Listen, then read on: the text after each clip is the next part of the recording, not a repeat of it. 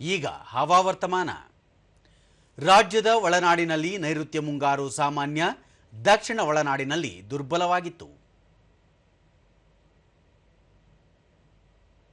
ಕರಾವಳಿಯ ಕೆಲವೆಡೆ ಮತ್ತು ಒಳನಾಡಿನ ಹಲವೆಡೆ ಮಳೆಯಾಗಿದೆ. ದಕ್ಷಿಣ ಕನ್ನಡ ಜಿಲ್ಲೆ ಬೆಳ್ತಂಗಡಿಯಲ್ಲಿ ಅತಿ ಹೆಚ್ಚು 9 ಸೆಂಟಿಮೀಟರ್ ಮಳೆಯಾಗಿದೆ.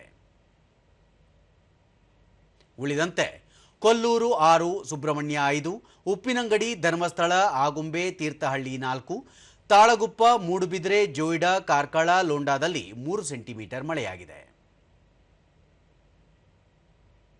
ಮುನ್ಸೂಚನೆಯಂತೆ ರಾಜ್ಯಾದ್ಯಂತ ಮುಂದಿನ 7 ದಿನಗಳ ಕಾಲ ಕೆಲ ಪ್ರದೇಶಗಳಲ್ಲಿ ಭಾರೀ ಮಳೆಯಾಗುವ ಸಾಧ್ಯತೆ.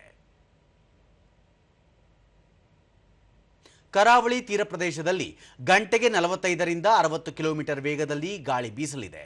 ಮೀನುಗಾರರು ಸಮುದ್ರಕ್ಕೆ ಇಳಿಯದಂತೆ ಸೂಚನೆ ನೀಡಲಾಗಿದೆ. ಬೆಂಗಳೂರು ಸುತ್ತಮುತ್ತ ಸಾಮಾನ್ಯ ಮೋಡ ಕವಿದ ವಾತಾವರಣ, ಹಗುರ ಮಳೆ ಸಾಧ್ಯತೆ. ಗರಿಷ್ಠ 29, ಕನಿಷ್ಠ 20 ಡಿಗ್ರಿ ಸೆಲ್ಸಿಯಸ್ ತಾಪಮಾನ ದಾಖಲು ಸಂಭವ.